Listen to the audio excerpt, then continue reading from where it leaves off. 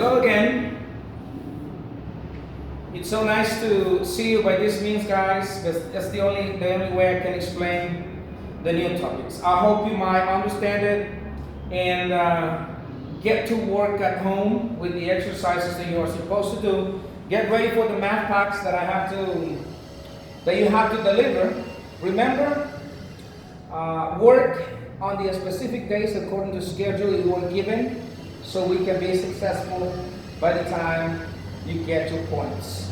The new topic this time is inequalities. Remember, the other topics that we were talking about were equations, equivalent expressions,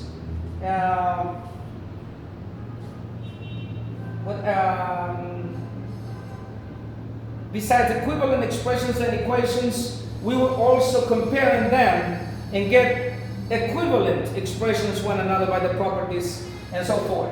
But this time, let's study the opposite, which is inequalities. For this purpose, we need to know the symbols or the signs that we have here. This is called less than. This is called greater than. This is called less or equal than. And this is greater or equal than. Now, how do you read this expression and how do you understand this expression? Y less than 7. Y is any number. Remember, a variable represents an unknown number. So, what we are basically saying is y, any number y less than 7. But make sure this and understand this. 7 is not included. We need all numbers less than 7, but not including the 7. In this case, y can be represented by 6, by 5, by 4. Any number not including the 7. Okay? Let us examine the other one.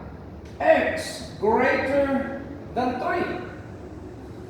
We mean any number x, the number you want, but you don't include the number 3.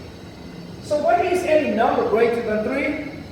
4, 5, 6, 7, 100, 200, 1,000, etc., etc. See? X greater than. You don't include the number 3. The number 3 is not included. Now, let's check the next one. T number less than or equal. This time, we are including the number 6. The number 5. The number 5, when you read this expression, any number t can be represented as 5. Why? When you say less or equal, you include the number that you are comparing. Okay? So, the unknown variable value for t can be 5 and all numbers less than 5, including the 5. 5 can be the value of t. 4, 3, 2, etc. and etc. Now, take a look at the last.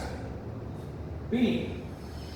Any number greater or equal than 0. If you check, it says greater or equal. It means the 0 is included in the expression.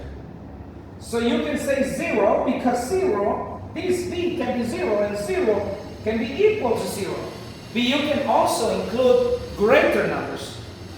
In other words, b can be represented by the value number of 0, including the 0 of course, and 1, 2, 3, 4, etc., etc. Guys, I hope you understood the use of less than, greater than, less or equal than, and greater or equal than. Now, how do you represent these expressions in a number line, which is what we want we really want to do.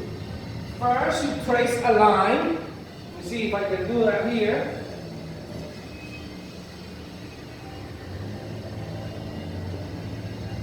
And you place the numbers from 0 on. 0, 1, 2, 3, 4,